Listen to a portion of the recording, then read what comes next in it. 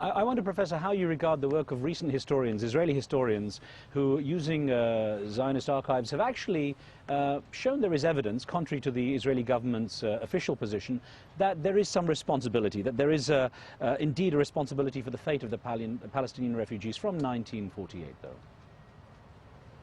You mentioned historians. You are talking about the new historians that now demonstrating in London, Ilan Pepe and his colleagues. No, don't start with me.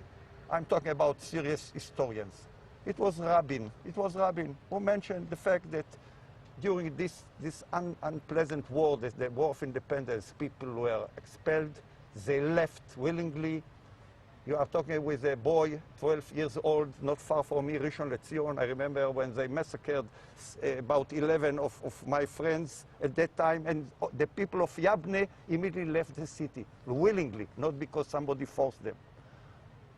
And you mentioned, and I accept, it's around 700,000 refugees.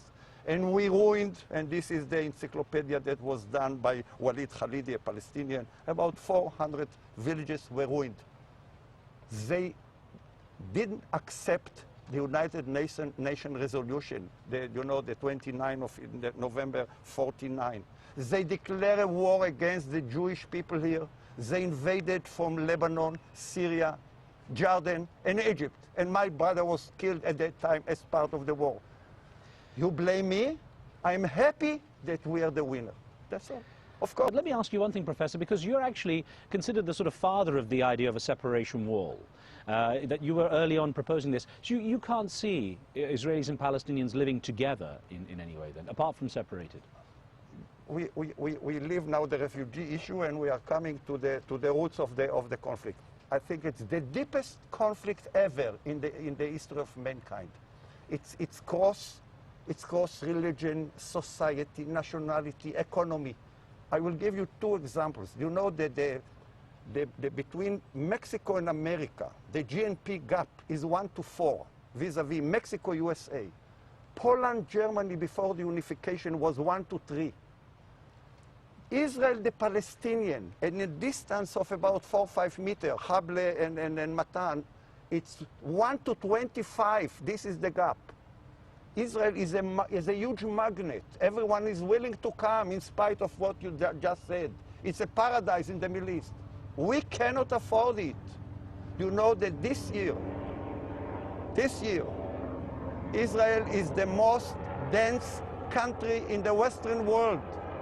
And please, I need some space for our right of return. This is the ideology of the Jewish people. And I am a Jewish and I'm a Zionist.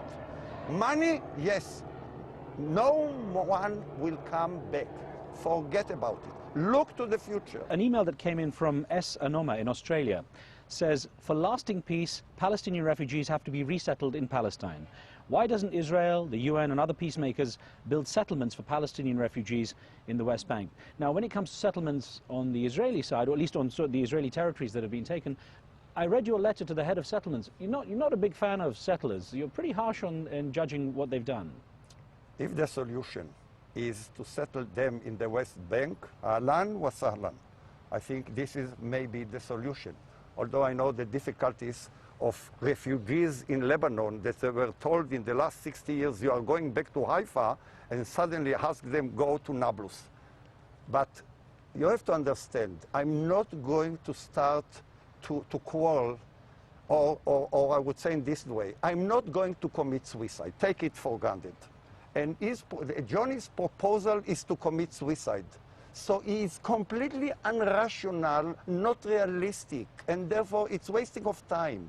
We will not let them to come here and to change the demography, which is so fragile anyhow. So ignore this idea. It's useless. What about solution? Though? West Bank, I would say much more. Yes, I recommended to Sharon about the fence, and I think that a good fence can bring wonderful neighborhoods.